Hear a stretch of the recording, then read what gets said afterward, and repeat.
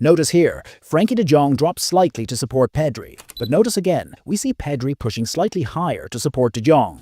Imagine, my friend, having only 2 players, yet their impact equals that of 5 or 6. This is one of the secrets behind Pedri and de Jong's tactical influence. So how did they save Flick from the toughest challenges? Stay tuned to find out everything.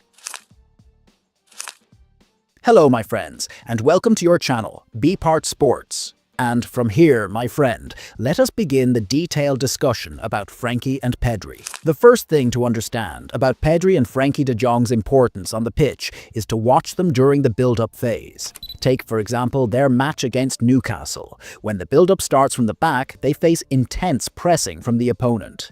Now, high pressing comes in 2 types we have previously mentioned: high pressure -1 and high pressure -2. Each type imposes a specific tactical shape and dictates your style of build-up. The first type, high pressure -1, allows you to keep one free player with the ball. It could be the goalkeeper, or if the press pushes up on the keeper, then one of the centre-backs remains unmarked. The second type, high pressure -2, frees 2 players by pulling one midfielder deeper, leaving both the goalkeeper and the centre-back unmarked. Barcelona adapts its build-up approach depending on the opponent's tactical shape and pressing mechanism. If the pressing is in a 1 versus 1 shape, high pressure -1, you will usually find Barcelona's structure in the form of 4 defenders, 2 in midfield and 2 up front, with the players spread across the flanks, creating a box within the depth of the pitch. At this point, the goalkeeper receives the ball and waits for one of the forwards to make a movement that frees up a defender before passing the ball out to the wide area. Once the defender advances with the pass, the winger steps up to press him, and here begins the collective action from the opposition players to press the full-back, because they consider the touchline as their extra player. Why do they consider it their player? Because as a footballer, you normally have 4 directions: forward, backward, right, and left. But on the touchline, the directions become only 3: forward, right, and left. This gives the opponent an advantage for 2 reasons. Either they force you to put the ball out of play so they can take possession with a throw-in, or they give you the ball from a throw-in, putting you in a dangerous position and forcing you to make a decision under pressure.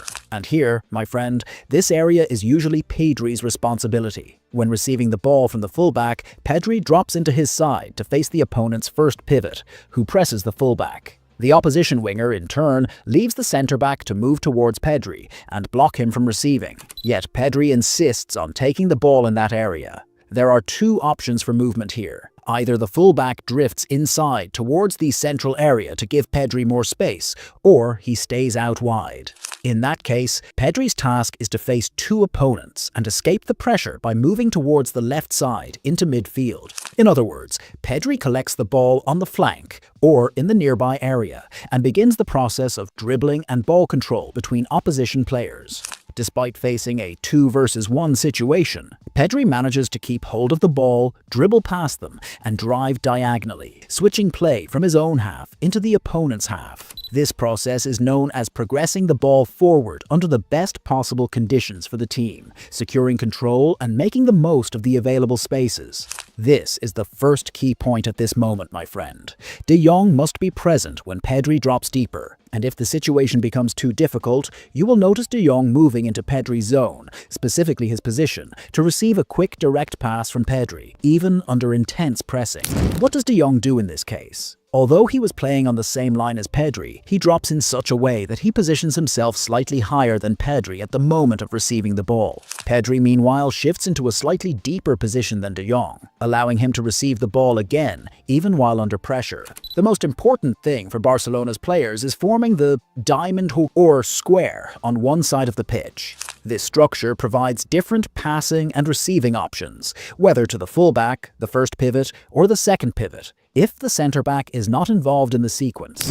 But if the ball is to be played to the centre-back, the requirement is to receive it calmly. Do not lose focus. Do not send a long ball, but deal with it smoothly and precisely to ensure the build-up continues in a controlled and efficient manner. The second point, my friend, what if the play is switched to Koundé's side? This is something we repeatedly saw against Newcastle. You will notice that Pedri and de Jong remain in their usual zones, while Gerard Martin is freed after Koundé receives the ball. turning the situation into a 1 versus 1. Here, Koundé's task at that moment, being a player with good ball control, is to keep hold of the ball until the centre-back drops to provide emergency support, ensuring the option of receiving, shooting, or clearing if he is forced to play backwards. At the same time, De Jong moves from the central areas towards Koundé's side, while Pedri pushes up into the height that De Jong had been occupying on the left side. This way, when De Jong receives the ball, he can pass it to Pedri, or if Pedri advances further, De Jong steps higher to draw the opposition players with him. At this point, Pedri and De Jong can interchange positions in the deeper zones. One pushes forward while the other drops back, and then vice versa, creating a form of continuous rotation between the two players. This rotation sets up a duel against the opponent, pressing with high pressure -2, freeing two players from their coverage, which in turn gives the receiving team a variety of playing options. Here, Barcelona's tactical shape shifts significantly. It is no longer simply 4 defenders, 2 midfielders, and a front 4. Instead, the system transforms into a deeper tactical structure. You will notice the opponent pressing both centre-backs and the single pivot, while Barcelona reorganize themselves in a way that allows them to exploit the spaces and assert control. In short, when high pressure -2 is applied, the opponent presses in such a way that two players are left unmarked, with the aim of forcing you into short passing sequences, which ultimately dictates how you build out from the back and progress the ball forward.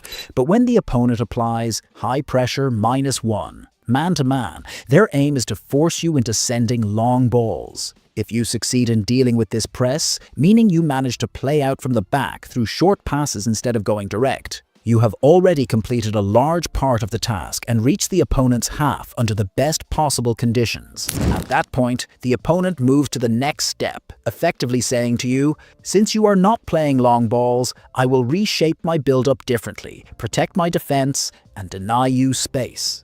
Here, the opponent's formation shifts into 2 forwards, 3 midfielders, and a back 5, while you are facing 3 players ahead of you, 3 more in front of them, and 4 at the back. In this arrangement, De Jong drops between the 2 centre-backs and stretches the pitch, while Pedri moves higher and ahead of him, with the width expanded through the full-backs. This organization allows Barcelona to play out under high pressure by freeing at least 2 players. De Jong becomes able to pass either to the goalkeeper or to the other centre-back, while Pedri moves into position to receive the ball. Often, you will notice De Jong pushing forward to collect the ball again from Pedri, enabling his team to build play in a smooth and secure manner. Therefore, when high pressure -2 is applied against Barcelona, it forces the team to use a deeper tactical structure with larger spaces as long as 2 specific players are freed. The key point is not to free Pedri or De Jong, but rather the goalkeeper and the centre-back. For example, you have Eric Garcia, who is good at playing out from the back, Cubarsí, also strong in this aspect, Gerard Martin and Christensen, both effective with their passing, while Araujo is not the best, though he is improving over time. Hence, the best plan for applying high pressure -2 against Barcelona when Araujo is on the pitch is to ensure that only he is freed, without allowing De Jong or Pedri to be released. But my friend, there is a very important point about Pedri that we have not yet mentioned. Pedri likes to put himself in a position to receive the ball outside his comfort zone. Why does he do that? Because he wants to unsettle the opponent. You will often notice Pedri preferring to receive the ball on the touchline or on the opposite side, even if it is not his natural area, because he is looking to connect with a forward, a midfielder, or a defender collectively, or at the very least with midfielders and attackers. This eases the burden on his defender and leaves the opponent's midfield line empty. For this reason, you will often see him dropping to receive the ball while under pressure from a forward, a midfielder, and a defender, with the opponent's defense stepping up. And once he collects the ball, he performs what is known as the turn we previously discussed. Why does Pedri turn on himself? To buy time. In many cases, he could play the ball backwards, but he knows that a back pass would not benefit him or his teammate, as it could put his teammate in a difficult situation or give him less time and space to make the right decision. Pedri takes on the responsibility of turning with the ball and shifting the opponent's block of three to cover his line of movement before making a quick body adjustment to get past his marker, as if he is one step ahead of the opponent, deciding before they or their block have the chance to react. For example, if he attempts to break through on the right side, you will notice that as he moves, the opponent reacts with steps that are wider and slower compared to Pedri, giving him the time and space to create a 1 versus 1 before the other players can catch up. This is why you always see Pedri facing 3 players, yet spinning around himself, changing direction suddenly, left, then right. In doing so, the opponent cannot anticipate his decision, while Pedri has already made it in advance, giving himself the necessary space to act and maintain control of the ball.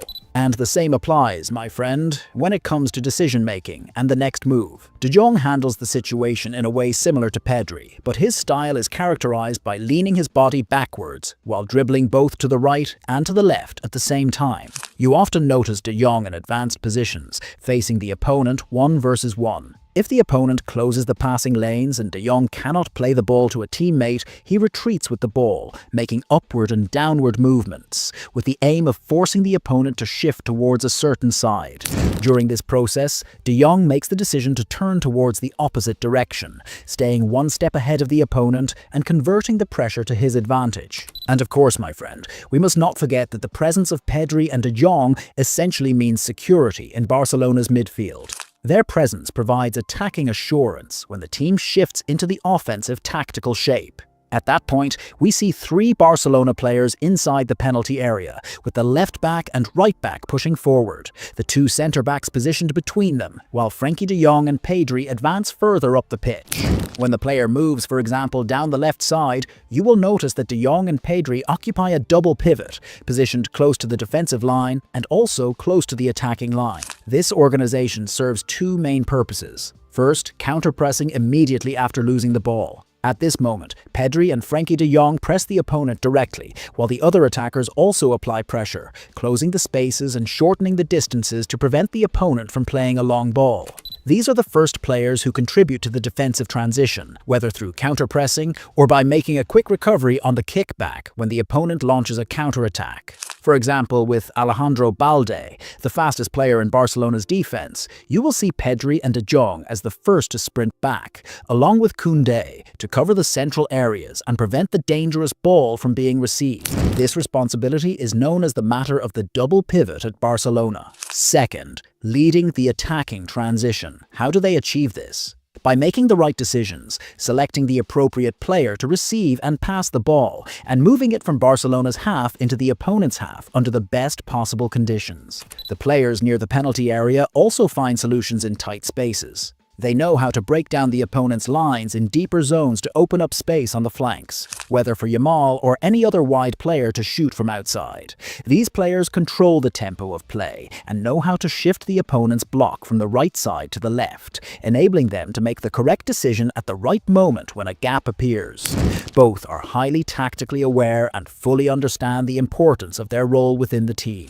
But, my friend, after everything we have discussed, and even though all that I have explained to you is only a small part of what Pedri and De Jong do on the pitch, this part remains extremely important.